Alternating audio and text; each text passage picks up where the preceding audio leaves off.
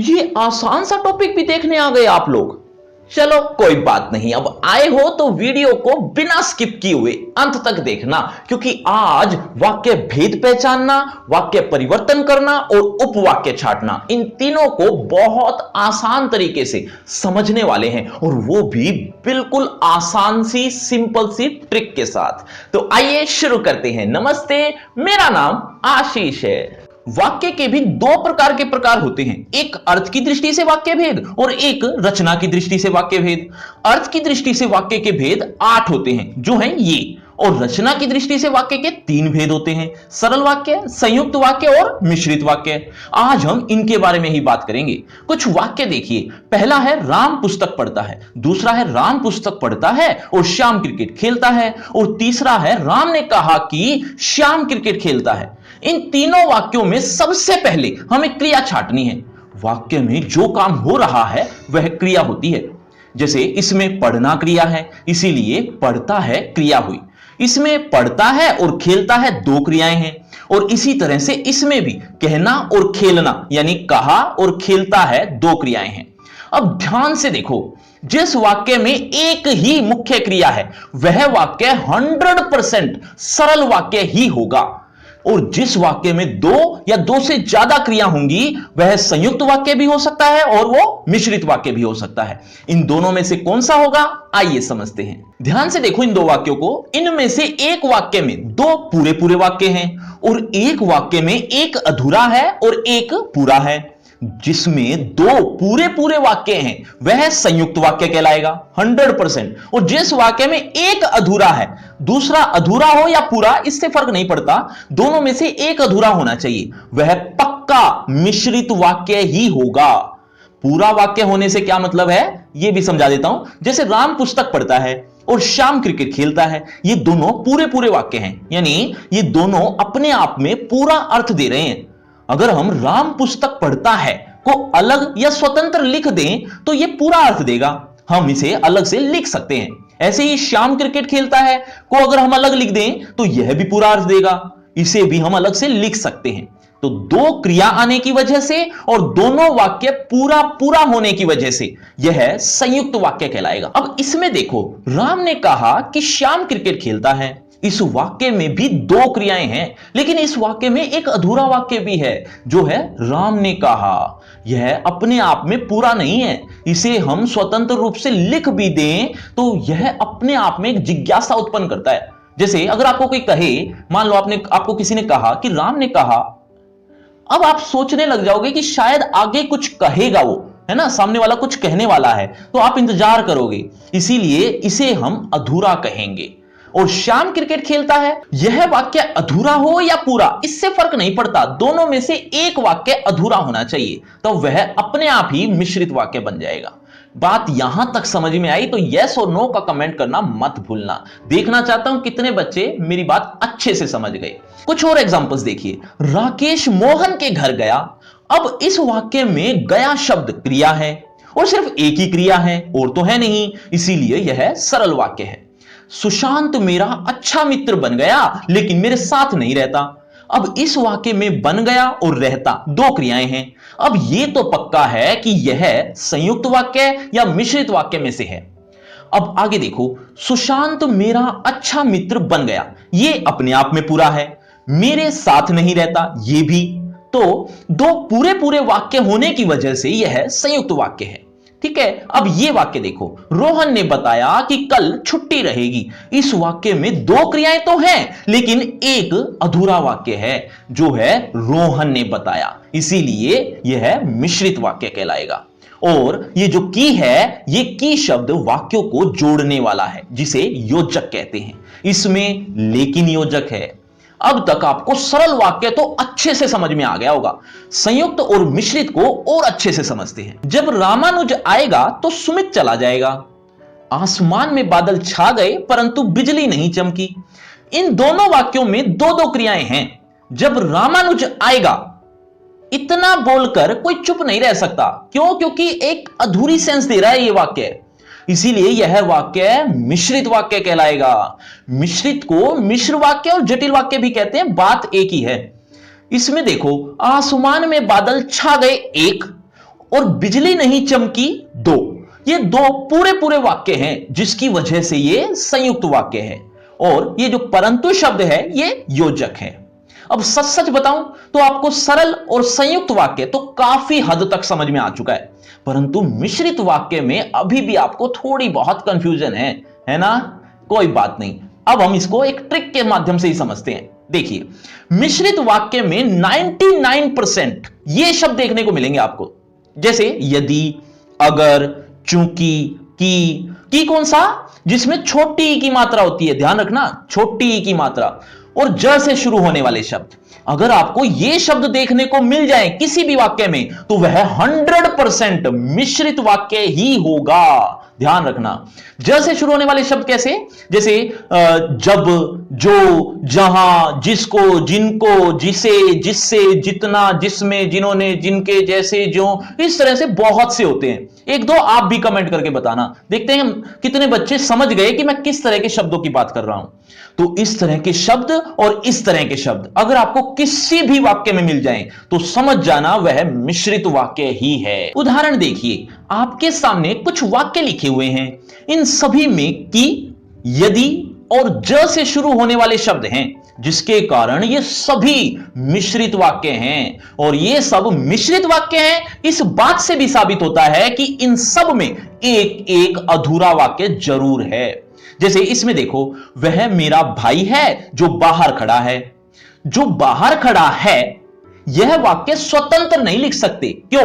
क्योंकि यह अधूरा अर्थ दे रहा है। अब समझ गए तो इन तीनों का वाक्य भेद बताइए, देखते हैं आपके 3 में से कितने ठीक होते हैं। वाक्य भेद के साथ साथ वाक्य परिवर्तन भी आता है एग्जाम में। वाक्य परिवर्तन मतलब एक प्रकार के वाक्यों को दूसरे प्रकार के वाक्य में बदलना। जैसे कोई सरल वाक्य आ गया तो उसको संयुक्त या मिश्रित में बदलना, या फिर संयुक्त वाक्य आ गया तो सरल या मिश्रित वाक्य में बदलना। तो इस तरह से इन्हीं को ही वाक्य परिवर्तन कहते हैं। वैसे तो आपको सरल, संयुक्त और मिश्रित वाक्य का भेद पहचानना आ गया तो वाक्य परिवर्तन भी अपने आप ही आ गया समझो। लेकिन फिर भी कुछ उदाहरणों से थोड़ा ढंग से सीख लेते हैं।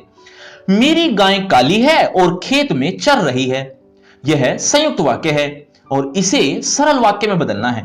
इस वाक्य में 2 क्रियाएं हैं, पहली है और दूसरी चर रही है। इसको हमें एक बनाना है। क्यों? क्योंकि सरल वाक्य में एक ही क्रिया होती है इसीलिए। और शब्द योजक है, इसे भी हमें हटाना पड़ेगा। वाक्य बनेगा मेरी काली गाय खेत में चर रही है। वाक्य परिवर्तन करते हुए हमें कुछ शब्द हटाने भी पड़ जाते हैं तो कुछ शब्द अपनी तरफ से लगाने भी पड़ जाते हैं, लेकिन बहुत ज्यादा नहीं। जैसे जो व्यक्ति परिश्रमी होते हैं वे अच्छे लगते हैं, इसको भी सरल वाक्य में बदलना है। लेकिन बदलने से पहले इसका वाक्य भेद एक बार कमेंट में जरूर बताना, और वो भी रीजन के साथ। देखना चाहता हूं कितने बच्चे बहुत अच्छे से समझ गए हैं। परिवर्तन देखो, अब इसका होते हैं और लगते हैं 2 क्रियाएं हैं। सरल वाक्य के लिए हमें इन्हें एक बनाना पड़ेगा, और जो शब्द है इस सरल वाक्य में आता ही नहीं तो वाक्य बनेगा परिश्रमी व्यक्ति अच्छे लगते हैं। एक आखिरी उदाहरण देखिए, तोता पिंजड़े में है और दाल खा रहा है, यह संयुक्त वाक्य है। वैसे आपको लग रहा होगा कि दाल खा रहा है ये तो अधूरा वाक्य है, तो ये तो मिश्रित वाक्य होना चाहिए, है ना? जी नहीं, ये पूरा अर्थ दे रहा है। और वैसे भी कर्ता एक लाइन में बार बार नहीं लिखा जाता, बार बार लिखने से थोड़ा अजीब सा वाक्य हो जाता है। जैसे इसमें देखो, तोता करता है, तो अगर हम ये लिखते कि तोता पिंजड़े में है और तोता दाल खा रहा है, तो बार बार तोता आने की वजह से, यानी कर्ता बार बार आने की वजह से ये वाक्य थोड़ा अजीब सा हो गया है। इसीलिए कर्ता बार बार नहीं लिखा जाता। वैसे वो इनबिल्ट अपने आप ही दूसरे वाले में होता ही है। तो ये संयुक्त वाक्य है और मिश्रित में बदलना है। संयुक्त में भी 2 क्रियाएं होती हैं और मिश्रित में भी, तो क्रिया में तो ज्यादा हेरफेर करना नहीं। यदि, अगर, की या ज वाले शब्द इनमें से कोई फिट बैठता है तो वह लगा लो, मिश्रित वाक्य बन जाएगा। जैसे देखो, जो तोता पिंजरे में है वह दाल खा रहा है, यह वाक्य बन गया मिश्रित। एक बात ध्यान रखना, वाक्य परिवर्तन करते हुए वाक्य का भेद ही बदलना है, उसकी सेंस या अर्थ में परिवर्तन नहीं आना चाहिए। जैसे इसी वाक्य को ले लेते हैं, अगर हम इसका परिवर्तन ऐसे करें, जब तोता पिंजड़े में था तब वह दाल खा रहा था, या फिर यदि तोता पिंजरे में था तो दाल खा रहा था। अब ये वाक्य मिश्रित में तो बदल गए लेकिन अर्थ में परिवर्तन आ गया। इस तरह से ये गलत हो जाएगा, तो आपको ऐसी गलती नहीं करनी। कोई भी बात अगर समझ में नहीं आई तो कमेंट करके पूछ भी सकते हो। वाक्य भेद और वाक्य परिवर्तन के साथ साथ एग्जाम में उपवाक्य भी पूछे जाते हैं। अब ये उपवाक्य क्या बला है, आइए बड़े ही आसान तरीके से समझते हैं। जैसा कि आपको पता है कि संयुक्त वाक्य और मिश्रित वाक्य में दो छोटे छोटे वाक्य होते हैं। उन छोटे छोटे वाक्यों को उपवाक्य ही कहते हैं। ठीक है, जैसे इसमें भी दो उपवाक्य हैं और इसमें भी। लेकिन क्या सरल वाक्य में उपवाक्य नहीं होते? जी नहीं, क्योंकि सरल वाक्य में एक ही क्रिया होती है जिसके कारण एक ही वाक्य बन पाता है, इसीलिए इसमें उपवाक्य होते ही नहीं। उपवाक्य के दो भेद होते हैं, प्रधान उपवाक्य और आश्रित उपवाक्य। पहले संयुक्त वाक्य के बारे में बात करते हैं कि संयुक्त वाक्य में जो दो उपवाक्य होते हैं उनमें पहला प्रधान उपवाक्य कहलाता है और दूसरा आश्रित उपवाक्य।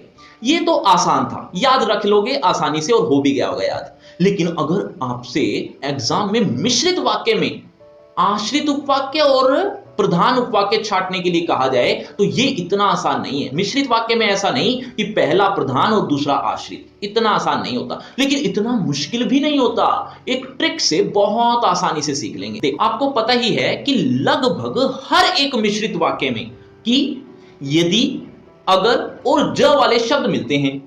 पहले की के बारे में देखो, की के पहले वाला वाक्य प्रधान उपवाक्य होगा और की के बाद वाला उपवाक्य आश्रित उपवाक्य होगा। जैसे राम ने कहा कल की छुट्टी है, पहले उपवाक्य छाटो। राम ने कहा एक उपवाक्य और कल की छुट्टी है दूसरा उपवाक्य। अब देखो की से पहले वाला उपवाक्य प्रधान उपवाक्य कहलाएगा और बाद वाला आश्रित उपवाक्य। ऐसे ही इस उदाहरण में भी की से पहले वाला उपवाक्य प्रधान उपवाक्य और बाद वाला आश्रित उपवाक्य। ऐसे ही जितने भी की वाले शब्द हैं यानी की वाले वाक्य हैं उन सब में यही फॉर्मूला लगेगा। की के अलावा यदि, अगर और ज से शुरू होने वाले शब्द भी आते हैं मिश्रित वाक्य में, उनकी पहचान भी अब ध्यान से सुनना। जिस भी उपवाक्य में ये वाले शब्द आ जाएं तो वो वाला उपवाक्य आश्रित उपवाक्य ही होगा और बाकी बचा हुआ उपवाक्य प्रधान उपवाक्य होगा। उदाहरण देखिए, यह वही व्यक्ति है जिसने मुझे परेशान किया था, पहले उपवाक्य छाटो। यह वही व्यक्ति है एक उपवाक्य और जिसने मुझे परेशान किया था दूसरा उपवाक्य। ज से शुरू होने वाला शब्द इस उपवाक्य में आया हुआ है तो ये हो जाएगा आश्रित उपवाक्य और ये हो जाएगा प्रधान उपवाक्य। जब प्रशांत घर पहुंचा तो अतिथि जा चुके थे।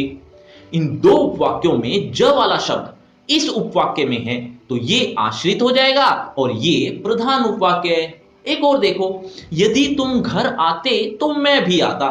इसमें यदि इस वाले उपवाक्य में आया है तो ये आश्रित उपवाक्य हो जाएगा और ये प्रधान उपवाक्य है।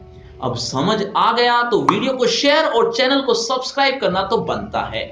अब इसमें आश्रित उपवाक्य आप छाट कर बताओ, देखते हैं कितने बच्चे मेरी बातें अभी तक ध्यान से सुन रहे हैं।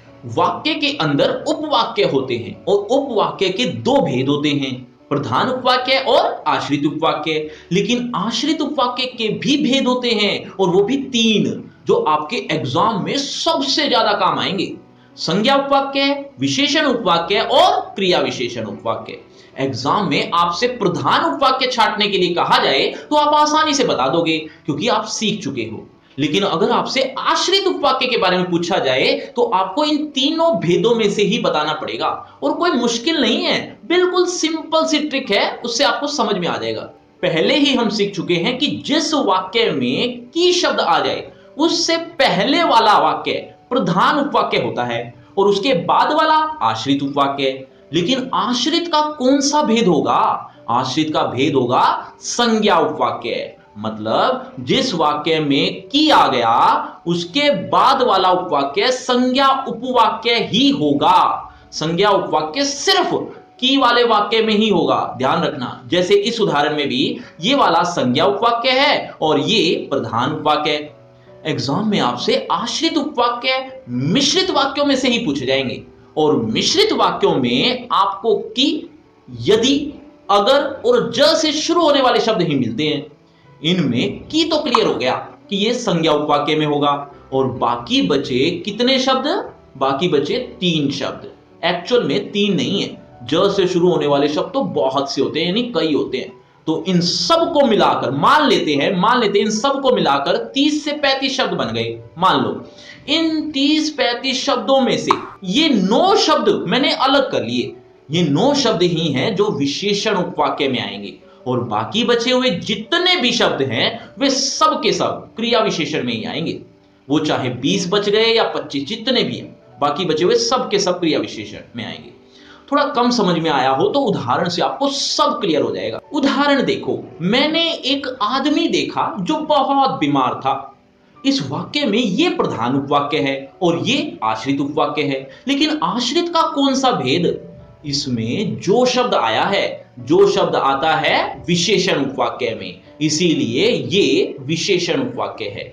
जिसको तुमने देखा था वह तो बीमार है, इसमें जिसको तुमने देखा था विशेषण उपवाक्य है, क्योंकि जिसको शब्द विशेषण उपवाक्य में आता है। मैंने वैसे ही किया जैसे आपने बताया था। इसमें यह तो प्रधान उपवाक्य हो गया और बचा हुआ वाक्य क्रिया विशेषण उपवाक्य कहलाएगा, क्योंकि जैसे शब्द ना तो इसमें है और ना ही इसमें, इसीलिए यह क्रिया विशेषण उपवाक्य होगा। मतलब साफ सा है, आपको सिर्फ ये 9 शब्द याद रखने हैं।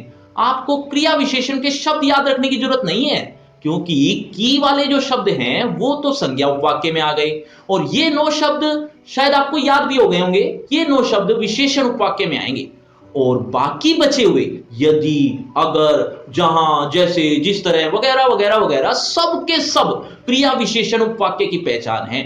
अब इसमें आप बताओ आश्रित उपवाक्य का कौन सा भेद है? देखना चाहता हूं कौन कौन पूरा टॉपिक अच्छे से समझ गया है। अब सबसे इंपॉर्टेंट बात, आपको प्रैक्टिस के लिए ढेर सारे एग्जांपल्स चाहिए या एमसीक्यू चाहिए, तो दोनों का लिंक आपको डिस्क्रिप्शन बॉक्स में ऊपर ही मिल जाएगा। और इसी तरह से और भी टॉपिक्स को ट्रिक्स के साथ सीखना चाहते हो तो व्याकरण का फ्री क्रैश कोर्स आ चुका है, बिल्कुल फ्री है। लिंक आपको डिस्क्रिप्शन बॉक्स में ऊपर ही मिल जाएगा। और अगर आपको मुझसे बातचीत करनी है तो सभी सोशल मीडिया के लिंक डिस्क्रिप्शन बॉक्स में है, आ जाइए, बातचीत करते हैं। अब इतनी देर तक रुके ही हो तो एक टिप्स और देता हूं, जब भी आप किसी वाक्य में कर शब्द देख लो तो उसे क्रिया मत समझ लेना। जैसे राम थोड़ी देर तक बैठकर अपने घर चला गया, इसमें बैठकर वैसे तो ये क्रिया है, परंतु इस टॉपिक के लिए, इसी टॉपिक के लिए, सिर्फ इसी टॉपिक के लिए आप इसे क्रिया मत समझ लेना। अगर क्रिया समझोगे तो इसमें 2 क्रियाएं हो जाएंगी, फिर आपको लगेगा कि यह संयुक्त वाक्य है या मिश्रित वाक्य में से है, जबकि यह सरल वाक्य है। एक बार फिर कह रहा हूं, कर शब्द किसी शब्द के पीछे लगा हो तो उसे इस टॉपिक में क्रिया मत समझना।